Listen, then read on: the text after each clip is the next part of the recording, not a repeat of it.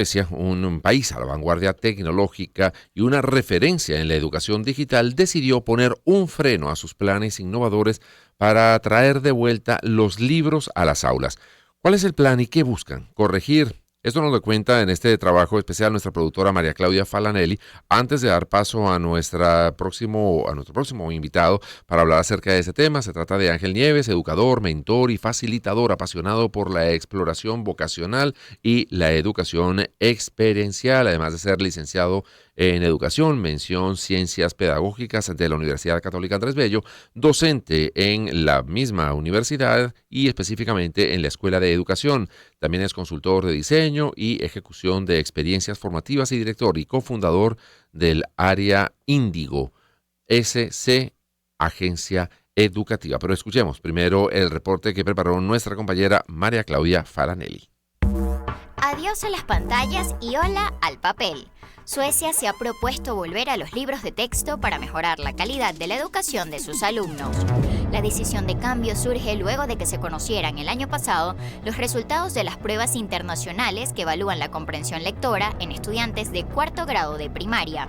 Aunque los estudiantes suecos se ubicaron en el 8º puesto a nivel global y superaron el puntaje promedio de la Unión Europea, los resultados del país nórdico generaron controversia, pues están unos 11 puntos por debajo de los resultados obtenidos en la edición previa realizada en el año 2016. Las evidencias parecen apuntar a que existe una relación inversamente proporcional entre el tiempo que pasan los estudiantes delante de las pantallas y su nivel de comprensión de la lectura. Es decir, a más horas frente a aparatos electrónicos, menos comprensión lectora. Ante este panorama, el gobierno sueco canceló su proyecto de educación digital y ha redireccionado los fondos a la distribución de libros. El plan es repartir un texto por materia para cada estudiante. Para esto se destinarán más de 100 millones de euros en el presupuesto de 2024 y 2025. Bueno, lo que llamamos ensayo y error. Gracias a María Claudia Falanelli, productora y periodista de Unión Radio, por este reporte y el contexto, en todo caso, para comenzar a conversar con nuestro invitado hasta ahora, Ángel Nieves, educador, mentor y facilitador apasionado por la exploración vocacional y la educación experiencial. Un placer saludarle, profesor. Bienvenido a Agenda Éxitos. Le saludamos Unaya Menábar y Albani Lozada. Bienvenido, profesor. ¿Cómo está? Muchísimas gracias por el espacio, por la invitación. Bueno, acá súper contento de poder acompañarlos en esta reflexión. Gracias de nuevo. No funcionó la educación digital en Suecia y retoman lo que llamaríamos la educación tradicional, profesor. Sí, yo quiero, como lo decías tú, un tema de ensayo y error, ¿no? Uh-huh. Creo que la incorporación de las tecnologías en los últimos años nos ha permitido tener mayor alcance, quizá generar ciertos beneficios, pero creo que cuando se trata de incorporar algo nuevo a un sistema educativo o algún proceso que tiene que ver con esto, es preguntarnos, ¿no? ¿En qué medida lo podemos hacer o en qué medida tenemos que hacerlo? Creo que los resultados son categóricos de esa investigación y es, bueno, vamos a colocar pantallas porque es lo que se está haciendo a nivel global y luego se dan cuenta que es lo que se está haciendo a nivel global, pero quizá no beneficia tanto a nivel de aprendizaje a nuestros aprendices, ¿no? A nuestros estudiantes. Sí. Entonces creo que es preguntarnos quizá cómo, de qué forma hacerlo progresivo, diría yo, y quizá, no sé si volver a lo tradicional 100%, es hacernos la consulta de en qué medida o para qué usamos la tecnología sin sustituir otros mecanismos de aprendizaje, ¿no? Creo que va por allí quizás la forma en la que me gusta pensarlo, porque bueno, hay muchos procesos tecnológicos en distintas áreas, pensando en el área educativa, Sí, que nos ayudan a potenciar o que buscan optimizar procesos, optimizar tiempo, pero cuando sustituyen la capacidad del ser humano y no la potencia, es donde se presenta el problema, y creo que es uno de los datos que nos arroja esta investigación. no, uno podría pensar que no todo lo nuevo es mejor. Uh-huh. Exactamente. Hay cosas que son, digamos, más tradicionales o que se han utilizado Ajá. toda la vida, que cuando se evalúa se da cuenta que es la mejor manera de que un muchacho pueda aprender, sobre todo cuando estamos hablando de edades muy muy sensible, Exactamente. edades en plena formación, ya así como hay toda una corriente también mundial del slow food frente al fast food, ¿no? De la comida Ujú. lenta frente a la comida rápida. A lo mejor el hecho de que el muchacho aprenda de una manera más progresiva, más lenta, se tome más tiempo para el proceso educativo, a lo mejor ese conocimiento llega más profundo, entra con más fuerza. No querer apurarlo todo y hacerlo todo más rápido significa que es mejor. Tal cual. Sí, creo que como bien lo planteas, es un tema de hacerlo progresivo, ¿no? Creo que la tecnología nos brinda muchos beneficios, pero en la medida en que tenemos el criterio de cómo podemos utilizar esa Mm, tecnología a nuestro favor. Y creo que cuando entregamos una pantalla, bien sea que en el contexto educativo o quizá en casa, sin que el aprendiz o este niño o este joven adolescente tenga ese criterio, es que se generan estos efectos adversos o van en contra de lo que teníamos previsto, ¿no? Si yo le doy un tablet o un celular o acceso a Internet o a ciertas herramientas en Internet, él va a poder mejorar su desempeño. Sin embargo, cuando hablamos de educación a distancia, de educación en formato digital, hay un tema de responsabilidad, ¿no? De asumir la responsabilidad de mi proceso, que no es algo que se enseñe al 100% en los salones de clase tradicional. Normalmente el que lleva la pauta es el docente, que nos dice por qué tema vamos a trabajar o en qué tema vamos a introducirnos, cuáles son los elementos de evaluación, y vamos avanzando poco a poco, y se da como esa transición luego al bachillerato donde hay más libertad y luego a la universidad donde hay casi absoluta libertad, pero en cuál de esos momentos de transición se generó ese nivel de conciencia y de que nosotros como aprendices en cada una de esas etapas somos responsables también del proceso, ¿no? Creo que, Absolutamente, sí. creo que reconocer, ¿no? esta decisión de Suecia nos invita a reflexionar sobre, bueno, cómo antes de invertir una cantidad de dinero en un programa o en una forma de educar a nuestros aprendices, a nuestros estudiantes, es cómo podemos hacer esa línea progresiva o ese desarrollo progresivo sin abandonar la lectura, ¿no? Que actualmente nos dice el micro que prepararon, van a destinar en los próximos 2 años una cantidad importante ujú. de recursos para entregar un libro por cada una de las materias que los chicos cursan, ¿no? Entonces creo que cómo usamos también ese libro para empoderar a esos estudiantes de lo maravilloso que es la lectura, para construir vocabulario, para construir criterios, que era algo que les mencionaba hace un ratito, Sí. porque bueno, a veces cuando estamos a cierta edad leemos un libro y si el tema no nos engancha o la forma en la que está escrito no conecta con lo que nos interesa y nos llama la atención, quizá desaprovechamos también ese recurso, ¿no? Creo que allí hay unos elementos importantes también a atender para que esta decisión que están tomando también, digamos, genere el impacto positivo que están Sí. procurando. Antes de Absolutamente. hacer la pausa, Sí. Albany, un comentario que la preocupación incluso llegó hasta el Vaticano. Mm. Estamos leyendo aquí un par de notas. Dice, el Papa Ok. Francisco se preocupa por la juventud. Viven atrincherados detrás de una Ajá. pantalla. Les digo también, arriésguense a vivir. Ustedes son un don. O sea, Claro. y bueno, yo creo que más lo dice por ser un señor de 80 y pico de años, más el Sí. criterio de un abuelo que el criterio de un líder religioso, ¿no? O sea, Claro. están perdiendo la vida echados en un sofá y pegados a una pantalla, Y yo ¿no? sí creo que hay una gran preocupación de parte no solamente de los educadores, sino de los padres en general, porque, bueno, ¿qué consecuencias va a traer eso Ujú. en un futuro cercano? Ya vemos algunas de las consecuencias, ¿no? ¿Qué ocurrirá en el futuro? Bueno, vamos a seguir conversando en breve con nuestro invitado hasta ahora, Ángel Nieves, educador, mentor y facilitador, licenciado en Educación, mención Ciencias Pedagógicas de la Universidad Católica Andrés Bello. Estamos revisando y en todo caso teniendo una pequeña tertulia acerca de el caso de la educación en Suecia. Hicieron, como quien dice, borrón y cuenta nueva, retrocedieron, se van ahora a la educación tradicional. Y bueno, pues comienzan nuevamente los libros a formar parte de la educación.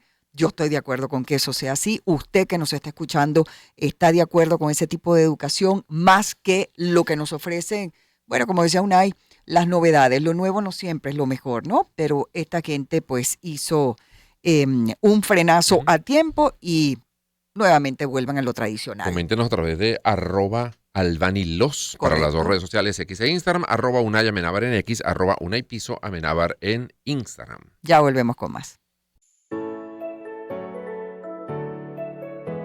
Empezamos el año en su compañía. Circuito Éxitos. Caracas, Maracay, Puerto La Cruz, Puerto Ordaz, Barquisimeto, El Vigía, Guarenas, Guatire, Mérida, Táchira, Margarita, Maracaibo, Maturín. Circuito Éxitos. Melodías de siempre. Sonidos en primera fila.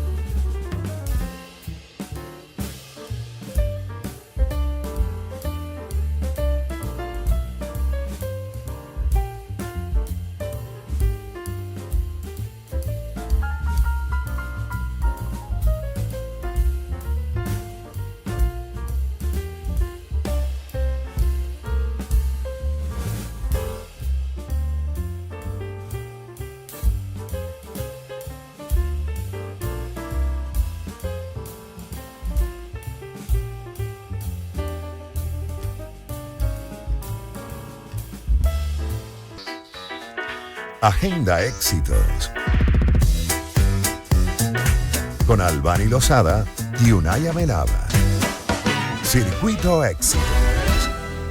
Bueno, el gobierno sueco ha paralizado el plan digital que venían manejando para la educación y ha anunciado una inversión de 60 millones para libros de texto. Bueno, parece ser que el nivel de lectura de los alumnos en Suecia no era bueno, echaron hacia atrás y han adoptado nuevamente la educación tradicional, bueno, porque definitivamente pues no resultó lo anteriormente dicho. Así que hoy tenemos con nosotros a Ángel Nieves, educador, mentor y facilitador, licenciado en Educación, Mención Ciencias Pedagógicas de la UCAP, y estamos precisamente hablando de este tema. Yo me pregunto, profesor, definitivamente, ¿qué ventajas tiene la educación tradicional sobre esta, no sé, forma de experimentar con temas digitales y no sé, cómo abrirle también la posibilidad a estas novedades que también forman parte, sin lugar a dudas, de la actualidad en lo que a educación se refiere? Pero cuando se hace esa comparación entre ambos tipos de educación, ¿qué ventajas tiene la educación tradicional sobre esta otra? Vale. Creo que cuando hablamos de lectura-escritura, desde la perspectiva tradicional, activa un montón de estímulos en el cerebro desde el punto de vista de las neurociencias que al sustituir este mecanismo o el uso de la lectura y de la escritura por una herramienta digital, bueno, no se permite desarrollar al máximo ese potencial, ¿no? Creo que no se trata de satanizar la tecnología, sino, como lo decía hace unos minutos, preguntarnos cuándo, es decir, en qué momento incorporarla y en qué medida, ¿no? ¿Cuándo y cuánto? Creo que leer nos permite desarrollar un vocabulario, nos permite desarrollar también una conciencia cultural o intercultural muchísimo mayor, y cuando vemos esa capacidad de expresión también que se traduce no solo desde el punto de vista profesional, sino desde el punto de vista cotidiano, de la forma en la que me expreso, la capacidad que tengo de construir un argumento, unas ideas y compartir eso con otras personas. Creo que es el beneficio principal de hacerlo de forma tradicional, ¿no? Porque estimula al máximo y de buena forma esas capacidades cognitivas del ser humano para expresarse y para transmitir una idea de forma clara. ¿Hay algunas áreas donde, digamos, hay más ventaja en la utilización de la tecnología que en otras? ¿O hay determinadas edades en las que ya sí puede incorporarse con mayor fuerza el uso de las tecnologías frente a la educación tradicional, en papel, por decirlo de alguna manera? Sí, creo que hay una ley con el tema de las redes sociales, que es a partir de los 13 años que en algunos países los chicos pueden acceder a estas herramientas. Uh-huh.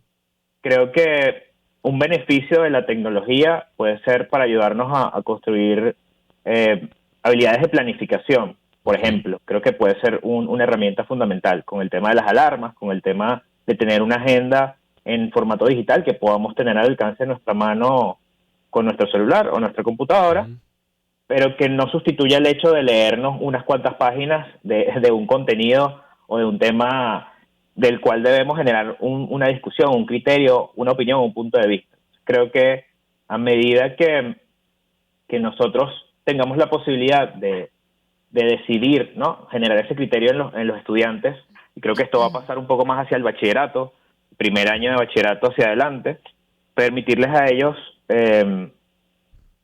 poder consumir o leer estos contenidos, por un lado, desde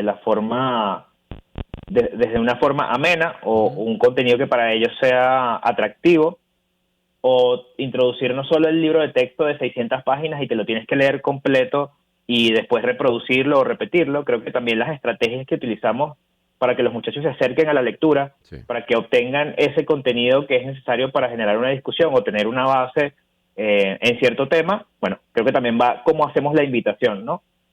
creo que esa invitación a leer y luego quizá comunicar o compartir esto que leyeron, que puede ser fácilmente o tranquilamente a través de una herramienta digital, creo que es eso, es cómo los integramos y cómo hacemos la incorporación y cómo también generamos ese vínculo, esa motivación o conectamos con esa motivación del aprendiz para que esos recursos que estemos utilizando realmente sean óptimos y obtengamos los resultados. Usted es profesor universitario, profesor Nieves. Eso en la universidad se nota. Sí. Hay diferencia entre quien ha sido formado con la utilización de mucha tecnología frente al otro muchacho que a lo mejor ha sido educado más con la utilización de libros. ¿Ustedes pueden detectar esa diferencia? ¿Y en qué materia se nota más?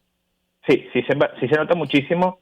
La universidad tiene unos 4 o 5 años haciendo un estudio de la calidad de la educación, principalmente en lenguaje, matemáticas y el área de ciencias en general. Y bueno, la comprensión lectora en la universidad y no solo en Venezuela, sino en la región y en otros países del mundo, esa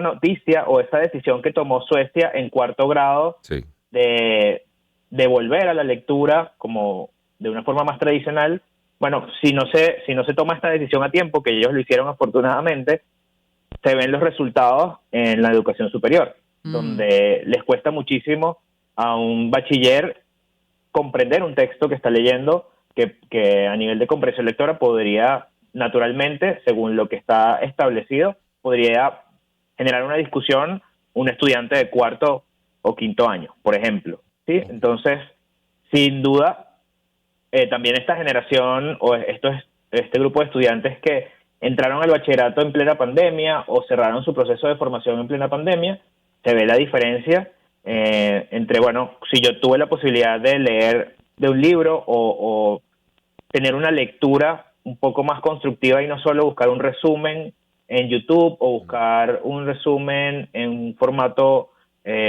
audiovisual, bueno, sin duda alguna plantea unos desafíos a estos estudiantes para adaptarse a las demandas de la universidad, porque bueno, la exigencia, y lo decía hace unos minutos también, quizá el compromiso, la responsabilidad de tu aprendizaje ya en la educación universitaria es distinto, ¿no? No podemos esperar, o no va a suceder que el profesor esté acompañándonos tanto como lo hacía en la primaria, por ejemplo. Entonces, eso desde el punto de vista también de formación profesional luego o de incorporación al mercado laboral, plantea unos desafíos importantes y cerrar esas brechas requiere muchísimo trabajo, no solo de las instituciones, sino desde el punto de vista individual de estos estudiantes para lograrlo. Gracias, profesor. Ángel Nieves, educador, mentor y facilitador, licenciado en Educación, mención Ciencias Pedagógicas de la Universidad Católica Andrés Bello. Momento de despedirnos, amigos. Gracias por habernos acompañado el día de hoy. Los vamos a dejar y al fondo el tema que identifica